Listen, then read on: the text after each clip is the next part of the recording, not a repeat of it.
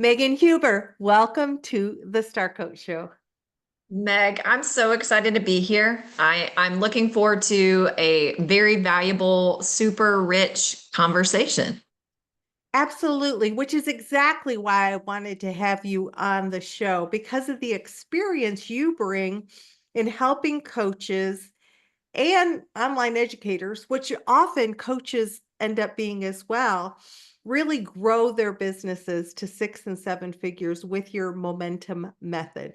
So when Megan reached out to me to be on the show, I was like, ooh, she's got the same passion I do. She wants to help coaches flourish. She wants to help get information into the world that, in my mind, like makes the world a better place, right? Like if we're putting together programs, if we're helping people reach their goals, it tends to be for the better good of the world, which in general, better good is kind of a weird way to say it, but the betterment of the world.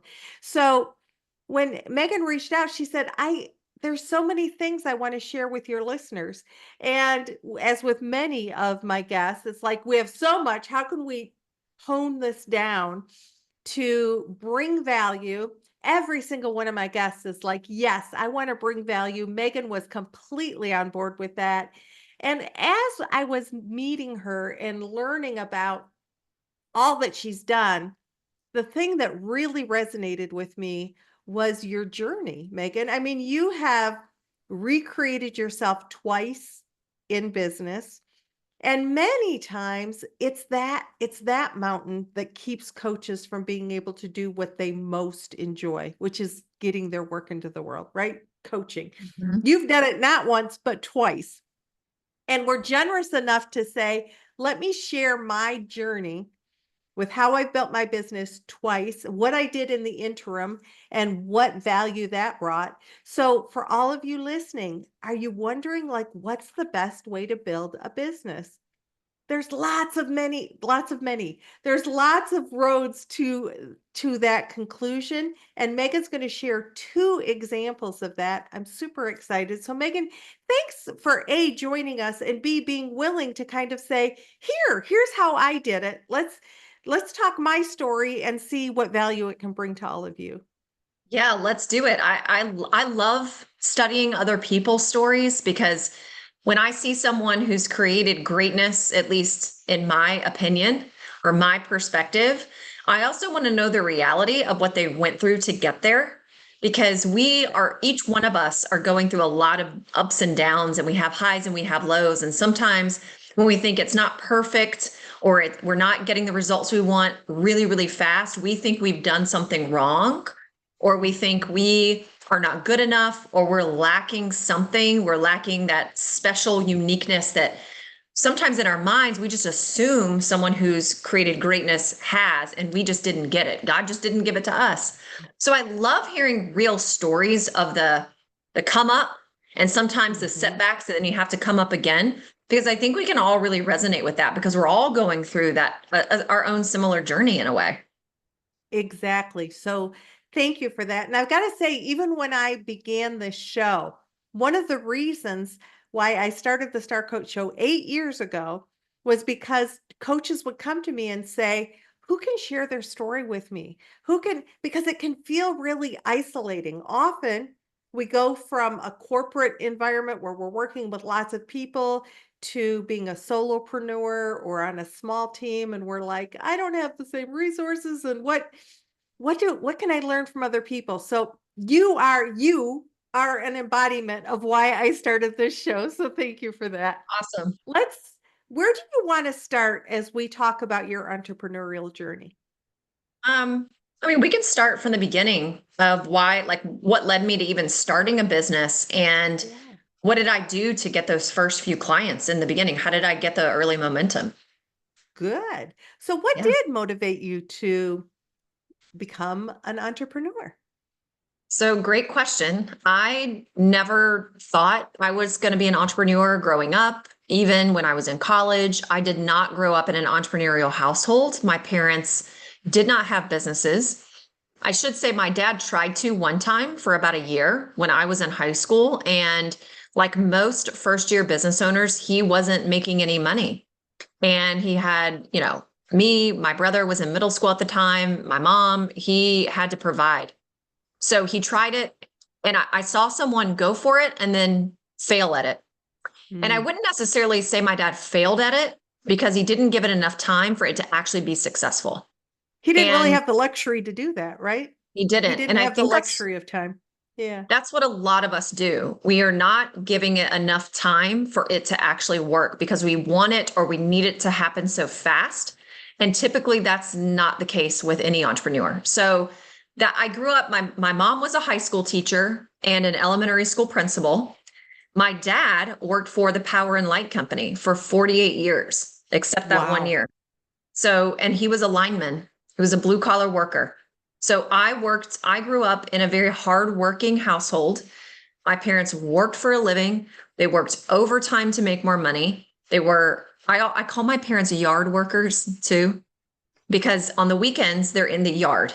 They have gardens. They're always in there. So I grew up with hardworking people. You work for a living, and that was my mentality.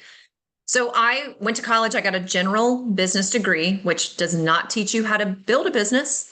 You're not learning entrepreneurship skills in business school. And I graduated, had no clue what I wanted to do. And my mom said, Megan, you would be such a good teacher. Why don't you just go back to school, get your master's degree in teaching, and go get a job as a teacher? Because I had moved home and I'm from a very small town. So I did that. I went right back to school. I got my master's in teaching and I got a job at the high school I graduated from. And my mom's classroom was right beside mine. Oh, wow. Yes. So this is a really good part of the story because so much of my approach to coaching and teaching online and even running my business and working with adults, I learned how to do that in the trenches of a high school classroom. Because the way that you work with adults, it's actually not that far off from the way that you lead and coach and train and teach kids that are 14 to 18 years old. It's very similar. Yeah. So I did that for 5 years.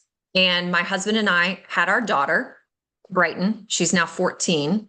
And when we had her, I didn't go back to the classroom. And that was very uncharacteristic of me because I led a lot of initiatives in the school system, even beyond my local high school at the county and the state level. And I was young. I mean, I quit teaching when I was 27 or 28. So I was very bored as a stay-at-home mom. I did not enjoy it because I didn't feel like I was leading, creating, contributing.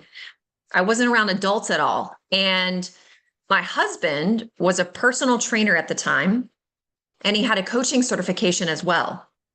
Oh. And he incorporated coaching into the work he did with his training clients. And he suggested to me one day to go get a coaching certification just to work on my own personal development. Interesting. And he signed up for the certification again with me so that I didn't have to do it by myself. What a supportive husband. Yes. Yeah. So I think the program it was a 4 or 5 month long program. I was the only person in that certification class who was not already a certified coach. And it was my first exposure to coaching. And when I got to the end of it, I thought to myself, this is so similar to what I was doing in the high school classroom. Because at the high school level, you're doing a lot of coaching of your students. You're not just standing at the front of the room and teaching high school kids. There's a lot of coaching that goes into Life that. development. Like There they're is. at the blossom part of their life. Yeah. Yeah. And so I thought, wow, this is it for me. Like, this is what I can do. And when I got to the end of that coaching certification, I had, not that I would teach anybody to do this, because I don't teach people to do this, but I had a logo, a business name, a website, an offer, and everything built in 2 weeks. 2 weeks of finishing that class. Yeah. I remember it happened over the holidays, and my business was up and running and ready to go by January 12th. I think that was 2012 because I took that class in 2011. And that is the reason why I started my original coaching business. That there's the story, their origin story. So, what led you there? And often, as happens with many of us, we know somebody who's a coach, or somebody meets us and says, "Oh my gosh, you would be a great coach." So your husband said, "Gosh, while you're in this," and that's an interesting perspective. While you're trying to kind of determine what you want to do with your life for your own development, etc., why don't you self-coach in a way? I mean, go through the Yes. coaching program. So in Yeah. that first business that you so quickly developed your logo and first of all, how much niching did you do for that very first business? That's a really good question. I don't remember doing a lot of niching. And I think that was partially because of the way I decided to grow the business. Mm-hmm. I did in-person networking. Mm-hmm. So this was in North Carolina. And I'll tell you exactly what I did. I found a networking organization that had 25 network group locations across the state of North Carolina. And I was actually already in one. So I was already in a networking group. But what I recognized very quickly is that the only people making any money at these networking events were the people speaking at the front of the room. So I decided, I think if I remember correctly, the way I went about niching, I identified what I enjoyed talking about. Like, what could I stand in front of a room and teach to a group of entrepreneurs? And back then it was casting vision, setting goals, staying focused, being a decision maker, being productive, how to be effective, how to be efficient, because I was really good at that. So I Mm-hmm. knew I could talk about that. Then people would turn around and hire me. And at the time, I mean, it was local networking events. So a lot of people, this is 2012, I was working with brick and mortars.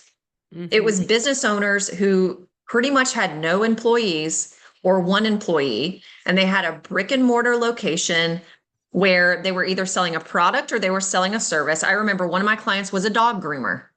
Another client was an insurance agent. Another client was a college professor he had invented something to fight against fetal alcohol syndrome. So I had all sorts of clients, and they were all business owners, men and women. And so many business owners are creative and they're visionary and they have so many things going on in their mind. It was very simple. They just needed to be redirected and kind of told what to do and in what order to get the results they were looking for faster and give themselves a bit more freedom. So that is actually how it started. And then I do remember one of my strategies was to create my own in-person meetup group. And I Okay. started refining, and I was working with women who were moms who had started businesses, and they were kind of half stay-at-home mom, half running a business out of the home. And that I got clients from that because I created my own meetup group, and that was my niche. So good. So that first business, you say you started at networking, and then that's sort of how you got in. As I hear your story, it sounds like a lot of that was speaking to sell. Like you realize that in networking, really what you do is you get yourself in front of the room, you share something valuable, and people say, I want more of that, and I want to work with Megan. But that you also, understanding the value of networking, created this meetup. And at that point, that was a niche. That was these women who were moms and business owners. And so you created sort of a community for them as well. Yes. So good. So you did that for a while. Then what happened?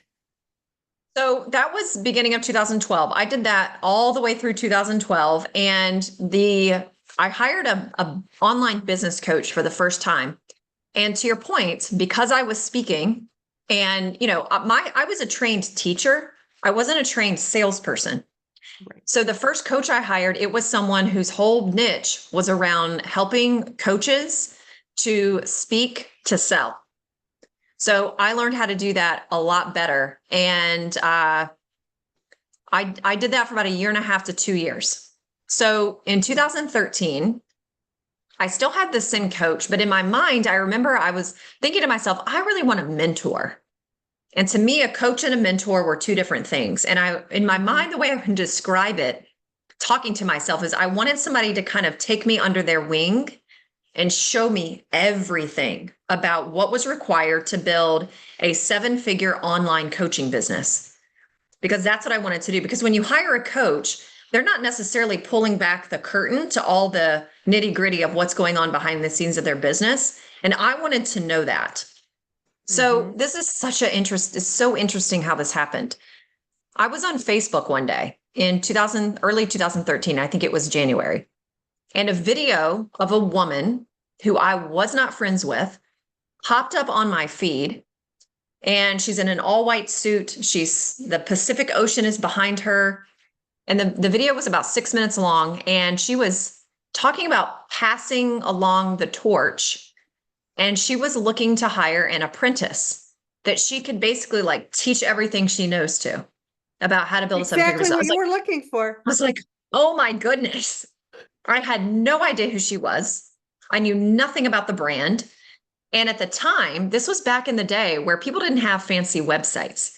So I somehow figured out, like, I found some blog site that she had, and it wasn't pretty. And I couldn't even find the link to the application. It wasn't just right there with a video. So I remember it took me like probably a good 20 to 30 minutes to even find the application. I get to the application. Remember, I have no idea who this woman is. Right. I had never heard of her brand. And all the questions were about what interests you in this brand and da, da, da, da. And I was like, oh my gosh. And I was like, okay, I'm a smart person. I can go read enough blog posts and find some YouTube videos, and I can learn fast and then fill this application out. Supposedly, I heard there were about 150 applications. I got it. I became her apprentice, and she ended up choosing 7 of us. So for all of 2013, I'm running my coaching business, and I'm an apprentice, no financial exchange, with this woman who has been coaching for a long time. And her next level was to create a very large scale group coaching program that doubled as a coaching certification program. And she brought the apprentices on to help her build out the whole entire thing, and then build out the launch of it and help roll that out because she didn't have a big team. So I did. And at the end of that year, she offered me a part-time job as the certification director. I still have my own business at this time. I took the part-time job, and then fast forward, like every other month, she would ask me to just come work for her full-time and run the whole thing for her. Finally, by May of 2014, I agreed, and I left my business behind. I left my list behind, my email list and everything, and I became her director of client experience 2014, 15, and all of 2016. So that was the middle. Okay. So in the middle, what would you say you learned from and gained from the experience of working in somebody else's business? And that was a very strategic move for me. I knew what I was doing. I think there were 2 things that really played a role in me saying yes to that. One was I had already finally started hitting, I was making like $10,000 a month in my own business. So I was really on track to be doing about $100K, $120K a year. But there was something inside of me, and I think people will really resonate with this, that I felt so pressurized to make that happen every single month, and almost to the point where it was too overwhelming for me. So there was this part of me that felt so much pressure to keep making that money every month. And then I was like, oh my gosh, like she's paying me that much. Like I could just go here, not, kind of get that pressure off of me. And at the same time, it was a strategic move for me. And I was like, okay, you're giving up your business, but you are literally going to work side by side with a woman who has done exactly what you want to do. And she's not just telling you what to do, you're actually going to be doing it with her. So that was the incredible part of it. I learned every role that was required to build a close to 8-figure coaching business. Because she had a very small team, and I came in as director of client experience, but I tell people I played every role except I never built their Facebook ads. I never did that because I don't know how to do that. But I was dabbling in every role, every department, when you have a small team, everybody does everything. And that's how a lot of teams are run. But you get to see inside the mind of a 7-figure business woman and what it takes to go from 1 million to 5 million, from 5 million to 10 million. You get to see what it takes to have a launch and 300 people join your program. You get to see, I got to hire people. I hired, I trained, I fired, I led. So I really got to play all the roles. But with the safety of sort of being under somebody else's umbrella while you were learning those things. Yeah, because it's like, it wasn't my responsibility if if they didn't make sales or the company imploded or people were mad, like it wasn't my name as the business owner. So there was almost some security in that, that I could do what I was really good at and just become a master at it and not have the weight of making, payroll every single month for my team. Right. So you made the strategic decision. You learned all these different aspects of a very successful business.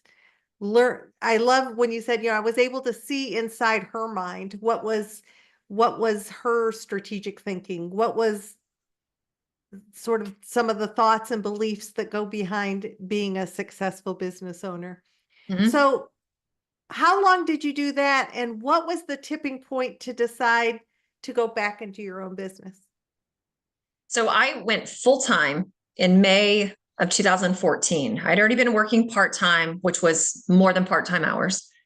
And I did that the rest of 2014, all of 2015, all of 2016. In 2015, probably halfway through the year, that's when I started feeling like, so it was a couple of things. Number one, not only was I developing the programs and running the programs operationally, I was also coaching people. I was coaching clients. And I was training them a lot as well.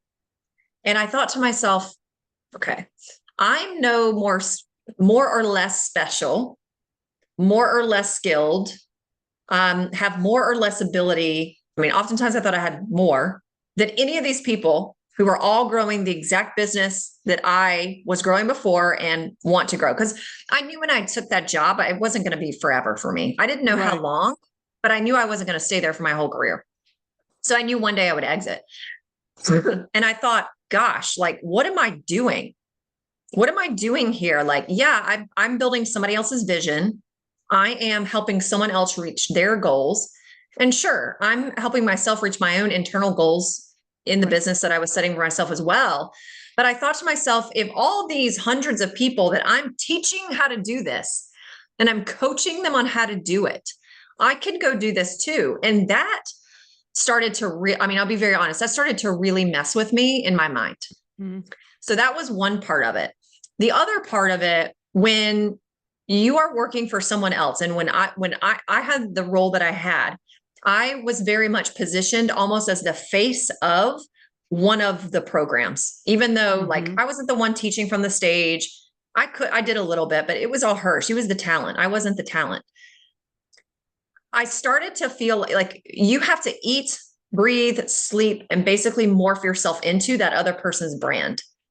And obviously I was aligned with it, or else it would never have worked. But then you start to recognize, okay, well, I would say this in a certain way, or I would do this in a certain way, but the way I would approach this is different in terms of how I would be leading clients and how I'd lead the business. And that just started to create too significant of a divide for me.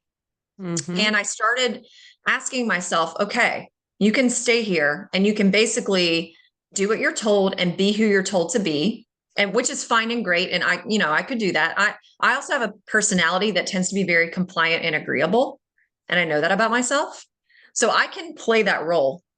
But then there was this other part of me that thought, Megan, if you don't ever let yourself spread your wings and fly, you're never going to fully develop your own voice and message. And you're never going to find out what you were truly able or capable of doing. Like, you're never really going to figure out your full potential, even if it like sucks along the way. And when I put those two things together internally, I remember when I resigned, I said, I feel like my soul is like shriveled up in the fetal position, and I'm just like zapped dry. And I can't do it any longer. So that for those reasons, that's why I resigned ultimately. So, what's interesting to me about your story, and I think many listeners can resonate with that, we do things we do while we are able to kind of flourish in that and learn and grow. And at some point, if things begin to change, we need to pay attention to that. That's part of being a responsible human being. When being a therapist began to be more of a drain for me than a something I looked forward to and thrived in, I thought I need a course correction here. I need to do something different. That's when I found executive coaching and sort of made that pivot. But that doesn't mean that I didn't grow and flourish as a therapist and enjoy my many years as a therapist. You did that apprenticeship through full-time employee until it just didn't meet Megan's needs anymore. And if it's not meeting your needs, you can't necessarily bring your best to the situation. So you paid attention to your fetal position soul and said, what can I do different now? Yes, exactly. Yeah. And I'll share this too. I resigned. I had that conversation in March of 2016, and they talked me into staying all the way through the end of the year. So I resigned and then carried out because our programs ran on a January to December cycle. Mm, And the teacher in me, it would have been like me leaving my classroom right. in I get January. that. Kids weren't done Hmm. until June. And knowing just a sub was going to be in there the whole time, because that's what happens in Right. public school.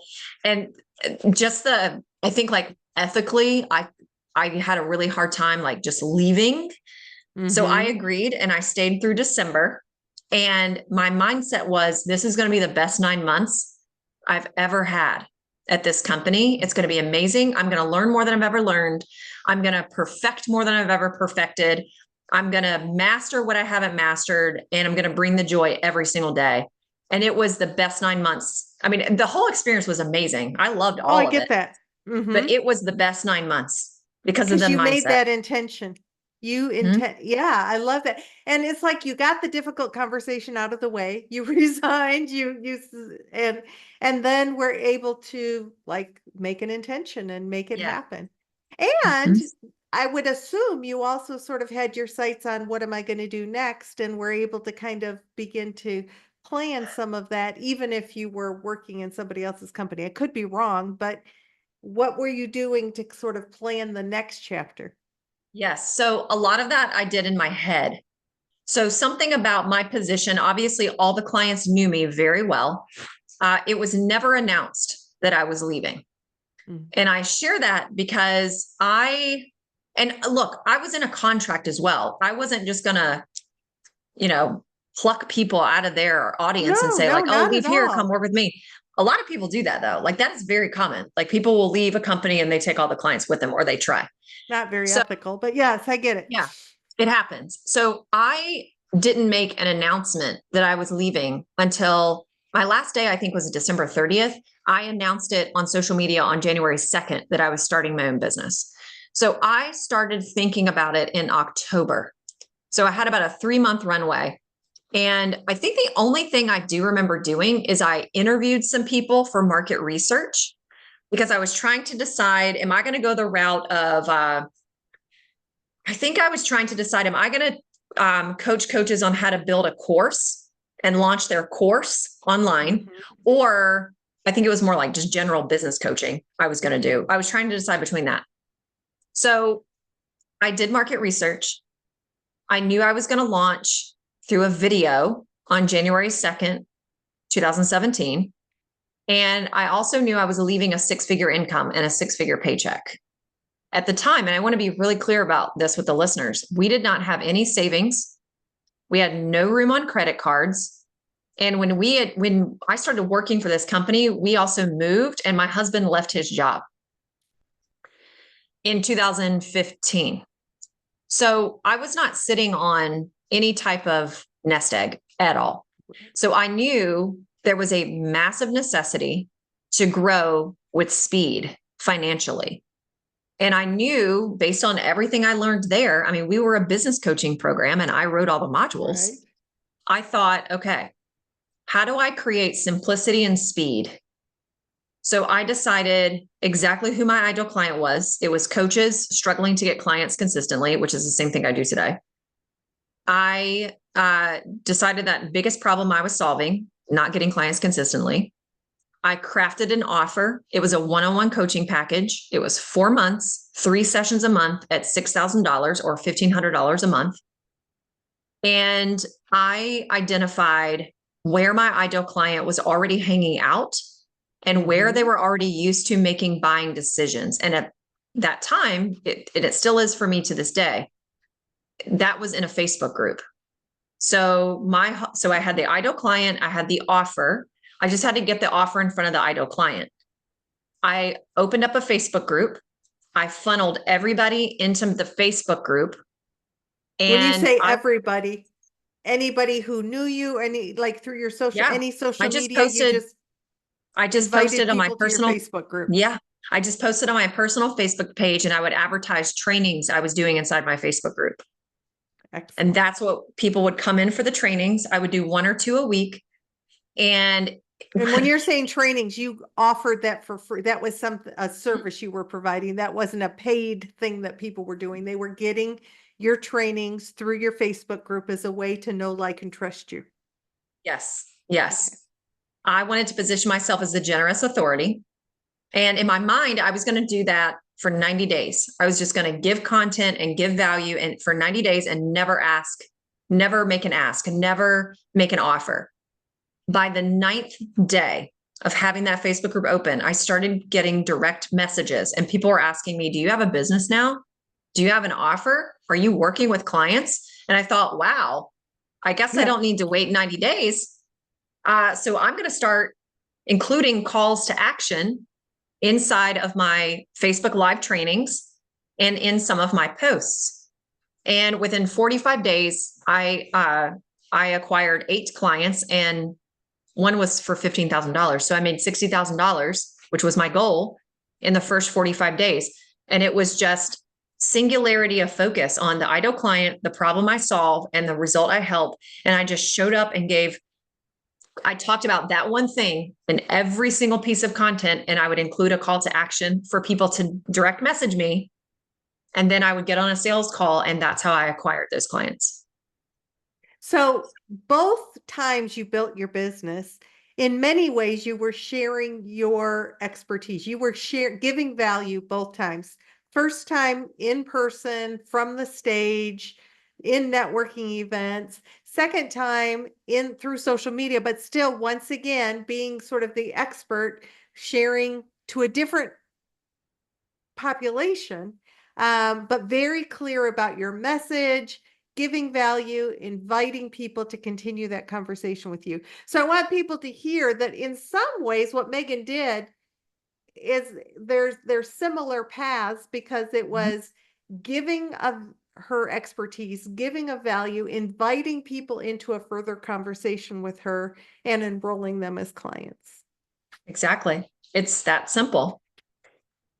So when I know that part of your thing is, you can do this with no paid ad, you can have organic growth, and it's simplify, simplify, simplify.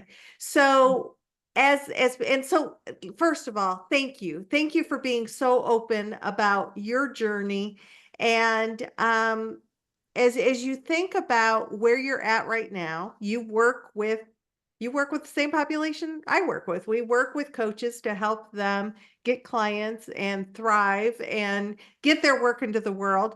So through your own experience, what are some key messages that maybe you've learned that you could share with the audience? You learned maybe about yourself or about this process that people listening would really benefit from. Yes, that's such a good question. And I have certainly learned more from failing than I have from being successful. So, I think the number one thing is, it's kind of what I already shared a little bit. So I'll just recap that. It's singularity of focus. but it's singularity of focus on who is your ideal client, who is the person, and what is the main, most important problem that that person is experiencing that you have the ability to solve. And where I see a lot of coaches going kind of in the wrong direction, which I have done as well. And when you talk to a coach in a sales conversation, this you find it out really quickly as well. They will say things like, well, every single client I've ever worked with, they all had a different problem when they came to me. Or, well, every single one of my coaching clients got a completely different result. So there's no way I could ever hone in on what's the one problem I solve and what's the one result I get, because it's so many. And that is true. Every single one of us who is a coach, when we're working with a client in a paid relationship, we are going to solve 25 different problems. We are going to help each client reach 15 different types of results. But from when you're marketing and you're trying to get clients, we cannot talk about the 25 problems and the 15 different results. We also can't keep it 40,000 feet in the air. So oftentimes from coaches, I just had this conversation with someone yesterday, just in private messenger. And I was just kind of giving her a little bit of guidance. And she said, she wants to help people reach their goals, dreams, and desires. Well, I don't know what that means. Who would I refer to you? And that's the 40,000 foot in the air. But when we are messaging our content from either one of those places, we're overwhelming the client. They cannot identify if you can solve the problem they're thinking about when they're dropping their kid off at school in the morning, or, when they are sitting at their desk at 12 o'clock, or when they're cooking dinner for the family. What's the thought going on in their mind? What's the thing they're trying to create or be or do or have that is very specific that you can actually come in and solve, and you can help them overcome? So singularity of focus, what is that? And then every shred of your content should, at the marketing level, at the attraction level, should only talk about that one thing. My coach called me out on it the other day. The coach sent me a 3-minute voice note, and he says, Megan, I'm on your social media page and I see you made a post. It looks like maybe you had a podcast and you're talking about dopamine.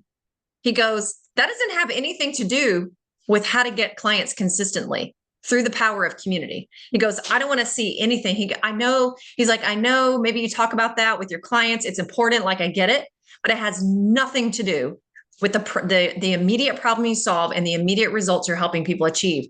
And so when I go to your social media, he goes, I want to see every single post. He goes, you need to pretend that you've got a splinter in your brain. And every single time you create a piece of content, it has to be about only that one thing. And it really does simplify the content creation process drastically. And it will create a waterfall of clients for you in due time. It may not happen immediately, but you give it 30, 60, 90 days, and you just talk about the one thing and you have singularity of focus. It works. We are just afraid we're going to get bored of it, or we're going to miss out on helping people. But then you don't help anybody because nobody knows if you can help them or not. So that really, the singularity of focus to me, with everything, all the other activities and everything else, that is you've got to get that right, or else nothing else matters. Oh, that is so powerful that I think we're going to go ahead and wrap up at that point, because I want it to really sink into people.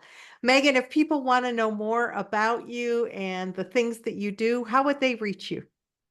So 2 really great places. I have a podcast. So if you're a podcast listener and you're listening to this, you probably listen to podcasts. My show is called Built to Last with Megan Huber. So that's a really great resource. We do a show a week. And the other place is my Facebook group called Structured Freedom Inc. Client Acquisition for High Ticket Coaches. And it's full of resources. It's an amazing resource and an awesome community. Excellent. We will have those links and more to connect with Megan in the show notes for this episode. If you're listening, wherever you're listening, be sure to follow up with the show notes. If you're watching this on YouTube, just grab the links right below this video.